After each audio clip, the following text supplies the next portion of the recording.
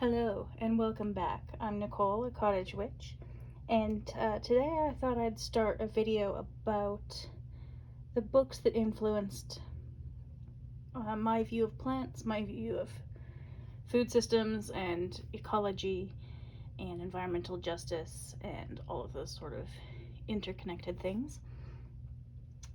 Years ago, when I first got into slow food, or first heard of slow food, I was taking I think it was a sociology course, although it was a very long time ago. I could be misremembering that. But one of the books I read was Terra Madre by Carlo Petrini, who founded the official slow food movement. Obviously, people had been doing slow food all over the world for some time before that. But anyway, in Italy, he founded an official movement called slow food. And talked about the globalization of food economy and how everything is interconnected, but also how it's not always sustainable, and the damage it can do to small local farmers. And so that quite a broad array of things to talk about, but I think he focuses mostly on the perspective of not just the people who eat the food, like himself, but the farmers who produce the food. So that was a very interesting book. Another book I read at about the same time was Stolen Harvest by Vandana Shiva, and I hadn't heard of her before. I have several of her books since then. But she is from India, and does a lot of work talking about the impact of globalized agriculture on smaller Indian communities, Indian farmers, Indian wildlife, and plant life. And is just one of the first environmentalists I think I ever read. Her ideas are very interesting, sometimes very controversial, depending on who you're talking to. But always very interesting, and from the perspective of, again, the people who produce the food, the individual farmers who are actually on the land, as opposed to your massive seed corporations that often control the lives of those farmers. Probably a couple years later, I read a book by Sheila Watt-Cloutier called The Right to Be Cold, which was the first book by a Canadian environmentalist that I had read, if I'm recalling correctly. This is all from memory, and my memory is abysmal. But I do remember being quite moved by her book, and it was the first time I'd read about the Arctic melting. I'd heard the idea before, but I hadn't really read about the impact on Inuit communities in the north, in their traditional ways of living, and how they provide food for their families is all being dramatically impacted by climate change. And I'm not a terribly cold weather person, but it was very interesting to read about the north and what they're going through, as they're one of the communities on the front lines of climate change in Canada, and are less insulated from it than most of the rest of us further south. This book I got a few years ago and I think I only read it a year or two ago. I can't remember. Anyway, Keven Van Tighem, the author, is local to me. Wild Rose Are Worth It refers to the wild roses in Alberta, which are our provincial flower, and they're everywhere around here. And this was an interesting book because it was more local to me than something like The Right to Be Cold, and talks about all sorts of things, from the fact that we now see fewer birds and bugs if you go driving through the prairies. Growing up, I remember it used to get splattered by bugs constantly. There are many fewer bugs on the prairies right now. which actually is not a good thing.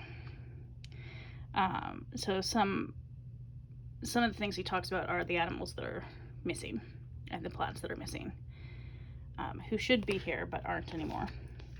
He talks about the things that cause environmental destruction, specifically within Alberta. This could probably extend all the way down the prairies that border the Rockies from here down through Colorado and possibly even into Texas, with variations, of course. He talks about the welfare of the soil. A lot of the topsoil in Alberta is gone now.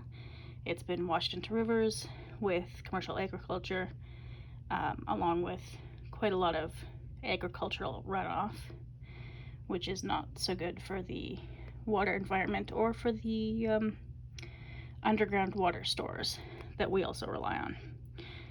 He used to be, I think he was in charge of Banff. What was his position called? Superintendent of Banff National Park. So he saw quite a lot of change when he was there. And so one of the things he talks about is different seasons in the parks in the mountains. The ways in which tourism can either help an environment or seriously damage an environment. So that's interesting, because obviously tourism in Banff is important financially, but if it's not done properly, it can cause a lot of damage. I think at one time he talks about the return of bison in Alberta, which is pretty cool. Hunting, which is very popular here, and how it's done either responsibly or irresponsibly. Basically a whole range of Alberta-specific topics, which I found really interesting because I'd read some of these more international books, but this was the first one that I read that was talking about our impact on the environment, specifically as it relates to my local area. The next books I have are ones that I found via YouTube. Some of the first YouTubers I followed and watched regularly were actually gardeners and geeky plant people, like Summer Rayne Oakes, who is, I can't remember what her background is, I think it's in science somehow. Environmental communicator, it says. Anyway, she knows a heck of a lot more about plants than I do. And so her original channel, I think she has 2 now, was about houseplants, because her apartment in New York was just overflowing with greenery. And now she's expanded to some land, I think, further north in New York. I'm not entirely sure where. Somewhere in the northeast US, though, and she's growing more local plants there. But this one talks about, you can see the chapter titles there: Mass Migration, Our Need for Nature, We Only Love What We Notice, and When a Tree Falls in the Forest. And then A Human History of Houseplants, Getting to Know Your Plants, How to Make a Plant Love You, and Cultivating Your Personal Green Space. So this is really, it's more houseplant specific, which in Canada I think are usually tropical plants that don't belong outdoors or wouldn't do well outdoors. But it was one of the first books I read that really started to teach me how to think about taking care of plants, rather than just setting a timer to water them or something like that. She talks a lot in her videos about how to notice what a plant needs based on what its leaves look like, what it looks like it's struggling with. So I've learned a lot from her about how to take care of my plants. The other person on YouTube who I've learned a lot from is Keven Espiritu, who has a channel called Epic Gardening, and also another one now called Epic Homesteading, where he's expanded to have a small orchard and different things that he grows. But he's written a couple of books. He may have written more, I can't remember, but these are the 2 that really apply to me in my space, because I live in a small apartment with a little balcony in an urban area. I have very few gardening options. So grow bags are how I've basically started gardening on my balcony. And if I remember, I'll insert some pictures of them. But this was a great introduction to growing plants outside of my balcony. He talks about all sorts of different projects, how to figure out how to use grow bags, how to take care of them, what grows well in them, because not everything grows well in a container. And but I think his garden and his channel started out, as I understand it, as a sort of experiment for himself to see what he could get to grow where. And he's been incredibly successful. Obviously, he's killed a few plants along the way, as I think every gardener has. But you can really grow all sorts of things. I think that's corn. In really small spaces. I mean, my balcony is just overflowing with plants at this point, and most of them quite like it out there. So that's been a really exciting journey for me to learn, because I used to think I had a brown thumb, which I actually now I don't think anybody does. I think it's just a matter of learning. Like with anything, you know, you can learn how to cook, you can learn how to sew, you can learn how to garden. I don't think anybody is inherently incapable of it. His other book here is A Field Guide to Urban Gardening, which is not grow bag specific. I think this one came out first. And it's sort of a broader, talks about urban gardening generally, container gardening, raised bed gardening, which I can't do, hydroponics, which I could do, but I don't. I just prefer the dirt personally. Vertical gardening, which I only slightly do. If I'd thought through my balcony garden pot situation more thoroughly from the beginning, I might have, but it just sort of grew as I grew, and so that's what it is now. And then growing indoors on balconies. And then he does touch on different pests and diseases to look out for, which I'm starting to get better at. It's not my... I mean, pests are a bit easier because you can actually see the bugs. I'm still not as good at figuring out plant diseases. That's an area of learning for me, where I've really got to spend some time getting to know the types of diseases that the plants I have are prone to. But that will be a future and ongoing project. My next collection of books here are the ones that really changed how I view plants and view myself in relationship to plants. And so there are two types of books sort of in this category. One are, I read a lot of books by Buddhist teachers like Thich, Nhat, Hanh, and Pema Chödrön. Not entirely sure I'm pronouncing those correctly, but I'll do my best. And what I've learned from them, even though I'm not Buddhist, is the interconnectedness of everything. I think Thich Nhat Hanh is pretty well known for a thought experiment that he does that may or may not have originated with him, I'm not sure, about seeing a tree in a cloud, or a blade of grass in a cloud, or something along those lines, where you can see the impact of yourself, of the cloud, of the rain, of the sun on the trees and the plants that grow around it, which then impact us as we eat them, or the animals that we eat as they eat the plants. And it focuses on how nothing is living in isolation in the world, even though I think it's not quite as individualistic in Canada as it is in the US, but it's pretty individualistic, especially in Alberta, I would say.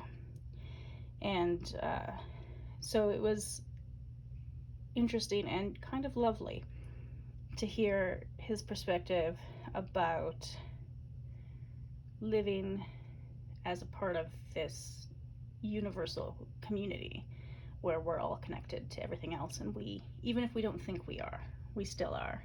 we can't completely cut ourselves off from it. The people, the plants, the rocks, everything around us. And so these really impacted how I view nature generally, from viewing myself as separate from nature to viewing myself as part of it. The other books that just within the last, I think 2 years ago or thereabouts, actually, when was this? I can just look when this was published. 2013. So it may have been a few years. I don't think I got this book as soon as it was published, but I've had it for a few years. But Braiding Sweetgrass, which I've got in French as well to practice my French, because I love it so much that I will read it again. Probably I'll listen to the audiobook in English and then read it in French and alternate chapters that way. She really changed how I viewed. I didn't have a great knowledge of indigenous ways of viewing plants and nature generally, but I was starting to have a little bit. And this book really discusses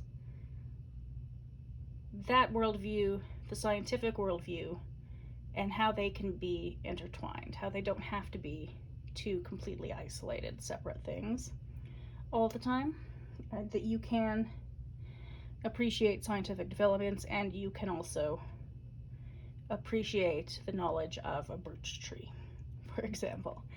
It's been a little while since I've read this. I do have to reread it soon. So I'm sure there's more in there than I've forgotten now than what I remember, but it is a stunningly beautiful book. She is such a good writer. I recommend this book to anybody who's remotely interested in any of these topics as a must read. It's gorgeous.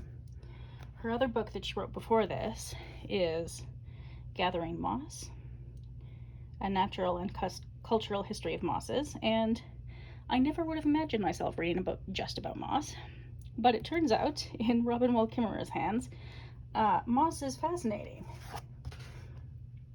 And she talks a lot about the different kinds of moss, where moss grows, how it's all connected within a landscape. Again, how it can't always be separated from that landscape.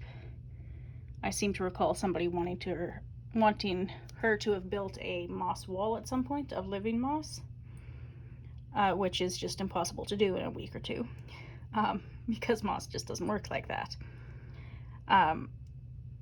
And I really do appreciate how she brings everything together. She does tell stories of her kids, of being a mother and a teacher, as the back says here. But she really, the main thing that I took away from this book, as from Braiding Sweetgrass, was her combining indigenous knowledge and scientific knowledge. And so that's a beautiful book.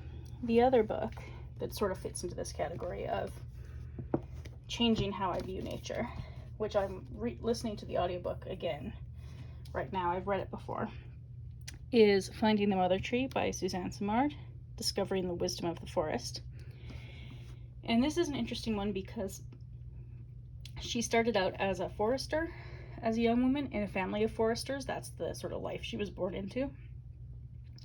And then she went to university, eventually becoming a professor and researcher, and has done a lot of work researching the ways in which trees and other plants communicate via the fungal networks under the ground, and how they share resources, sharing water and sugar as different trees need them, between a mother tree and her children trees, and grandmother trees if they're old enough, but also even between species.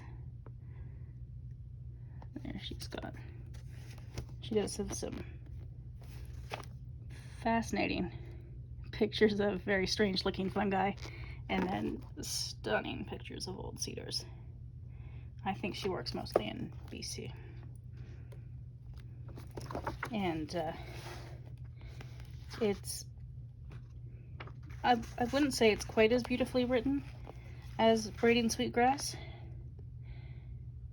but it's impacted me, I think, nearly as much in terms of understanding more about the relationships between plants within the forest, and the ways in which people's assumptions about how plants communicate might not be as firmly rooted in science as we think they are. So it's just a fascinating book. And she seems to be a well-respected scientist, but she's also a really good science communicator. So when she talks about the science, I don't feel completely lost, which is lovely, because I'm not a scientist. I just have an ongoing interest in this sort of thing.